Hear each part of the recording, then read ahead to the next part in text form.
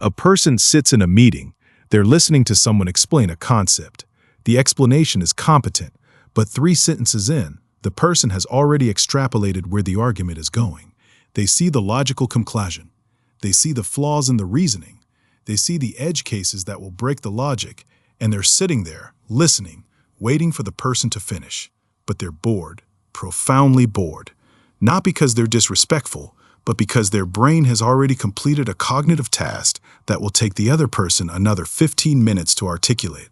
And they're left waiting, always waiting, their mind racing ahead while the world moves in slow motion. This is the psychology of being a person with a high IQ. Not the mythology, not the cultural caricature of the tortured genius, but the actual lived experience of having a brain that works differently than most brains. A brain that solves problems faster, that sees patterns others miss, that runs simulations of multiple future scenarios simultaneously, and that pays a psychological price for doing all of this. Watch what happens when a person's cognitive abilities outpace almost every aspect of their lived environment. The first psychological mechanism is what researchers call asynchronous development. A high IQ person has cognitive abilities that are far ahead of their age group, but their emotional development proceeds on a normal timeline. Their social skills develop normally. Their ability to regulate emotions develops normally. Their psychological maturity develops normally, but their reasoning ability is years ahead. This creates a profound mismatch. A 9-year-old child might be able to understand abstract philosophy, might be able to reason through complex logical problems, might be interested in topics that typically engage 20-year-olds, but the 9-year-old still needs to sleep 10 hours a night, still has difficulty managing frustration, still can't regulate mood, still lacks the life experience to contextualize the complex ideas they can understand. This asynchronous development doesn't end in childhood, it continues into adulthood. An adult with an IQ of 160 might be able to see second and third order consequences of economic policies instantly, but emotionally they might still struggle with the same insecurities that everyone struggles with. They might still feel lonely, still feel inadequate, still have trouble maintaining relationships. The cognitive brilliance exists alongside the emotional ordinariness. The second mechanism is what researchers call the isolation of intellectual difference. Research on high IQ individuals shows that they experience significantly more loneliness than the general population, both in childhood and in adulthood. A study of Dutch Mensa members, all individuals with IQ scores at or above 130, found that high IQ individuals reported substantially higher feelings of loneliness compared to population norms. The reason is structural. When your vocabulary is significantly ahead of your peers, when your interests are significantly different, when your sense of humor is built on patterns and connections that others don't see, when you can anticipate where a conversation is going several sentences before it gets there, it becomes difficult to find genuine connection. Most conversations feel superficial. Most social interactions feel like you're waiting for the other person to catch up to something you already understand. This creates a specific psychological wound. It's not that high IQ people don't want social connection, they do, but the connection they want, the ability to engage with ideas at a certain level, to have someone actually challenge their thinking, to encounter an intellectual equal, is rare. Among the general population, there's just not enough people at the same cognitive level, so the high IQ person is surrounded by people, but chronically alone. The third mechanism is what researchers call masking and performance. Many high IQ individuals learn early that their unusual abilities make others uncomfortable.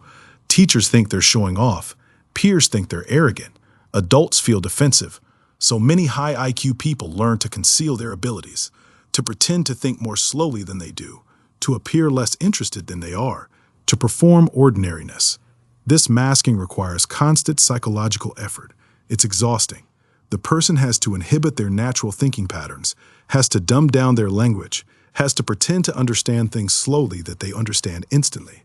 They're constantly lying. Not verbally, but behaviorally, pretending to be something they're not in order to make others comfortable. Over years, this masking creates psychological confusion. The person loses track of who they actually are. They've spent so much time performing the role of a normal person that they internalize it. They start to believe they're not actually that intelligent. They develop imposter syndrome. They feel fraudulent because the version of themselves they present to the world is less intelligent than the version that exists in private. The fourth mechanism is what researchers call overthinking or recursive rumination. A high IQ brain is wired for pattern recognition. It looks for connections. It sees contingencies. It runs simulations of possible futures. This is useful for problem solving, but it's catastrophic for mental peace. A high IQ person can generate reasons to worry that most people would never think of. They can anticipate problems that haven't happened. They can play out worst-case scenarios with vivid detail, and they can do this automatically without conscious effort. The brain just generates these scenarios like it's breathing. Research shows that high IQ individuals report elevated rates of anxiety disorders, not because they're unstable, but because their cognitive system is continuously generating potential threats, continuously asking what if, continuously running mental simulations. The brain never stops working. There's no off switch. The fifth mechanism is what researchers call perfectionism as cognitive inevitability. A high IQ person can see the gap between current performance and optimal performance. They can model what excellence looks like. They can understand all the ways something could be better. And because they can see all these imperfections, they become perfectionistic. But this perfectionism is different from the perfectionism of a normal person. A normal person might strive for perfection and give up when the goal seems unreachable. A high IQ person can see the path to perfection with such clarity that they keep pushing. They can see exactly what needs to be done. So the failure to do it feels like a personal moral failing, not just an unreachable goal. The sixth mechanism is what researchers call the curse of comprehension.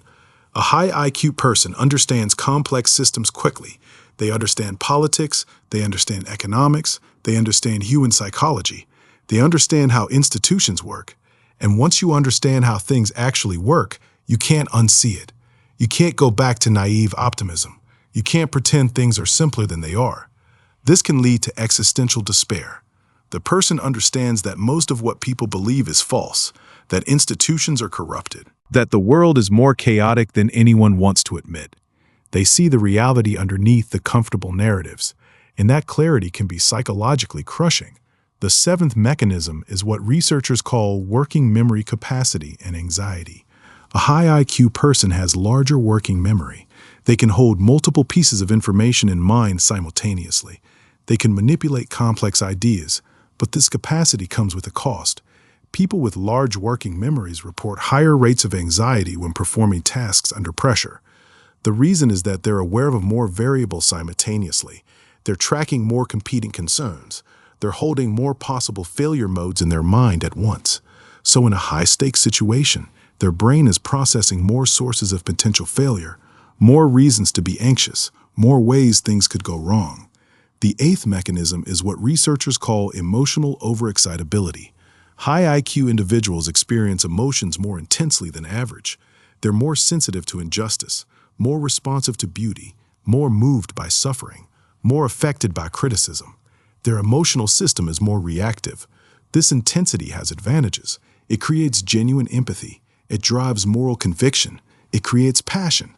But it also means that negative experiences land harder. Rejection hurts more. Failure feels more catastrophic. Insults penetrate deeper. The emotional volume is turned up to maximum. The ninth mechanism is the boredom problem. A high IQ person's brain is designed to solve problems, but most environments don't present adequate problems. Most jobs are boring. Most conversations are boring. Most entertainment is boring. The person is constantly understimulated. Their mind is racing while the world moves in slow motion. This creates a specific form of suffering, not the suffering of struggle, but the suffering of boredom, the knowledge that your brain is capable of operating at a much higher level than your environment demands, that you're constrained, that you're held back by the ordinary pace of ordinary life.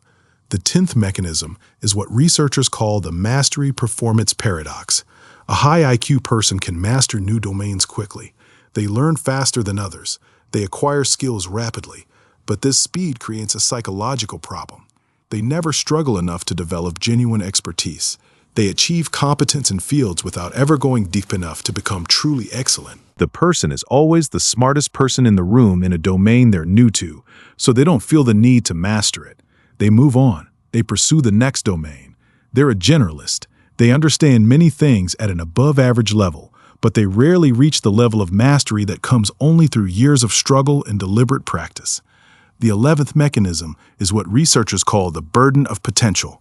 A high IQ person is told constantly that they have potential, that they should do something important, that they should change the world, that their intelligence is a gift and they should use it. But this creates impossible pressure. The person is judged not just on their actual accomplishments, but on their perceived potential. They're compared not to other humans, but to an imagined version of themselves that fully realize their capabilities. And that imagined version is always better than the actual person. So the high IQ person exists in a constant state of underperformance relative to expectations. The final mechanism is what researchers call the existential burden of clarity. A high IQ person sees complexity clearly. They understand nuance. They see how most binary moral positions are actually more complicated. They understand trade-offs. They understand that almost everything involves both costs and benefits. This clarity is intellectually honest, but it's psychologically exhausting. It makes decision-making difficult. It makes moral conviction difficult. It makes certainty impossible. The person wants to believe something strongly, but their mind generates counterarguments. Their mind sees from multiple perspectives. Their mind won't allow simple answers. The result is a person who is intellectually sophisticated but psychologically exhausted. Someone whose mind is a gift and a burden simultaneously. Someone who sees more than they want to see, who understands more than they want to understand, who is cursed and blessed by the same neurological differences. The psychology of being a person with a high IQ is not the psychology of automatic success or effortless excellence. It's the psychology of cognitive capability existing in tension with psychological ordinariness. It's the experience of a mind that works too fast for the world, that sees too clearly, that feels too much, that understands too completely, and that pays a psychological price for all of that gift.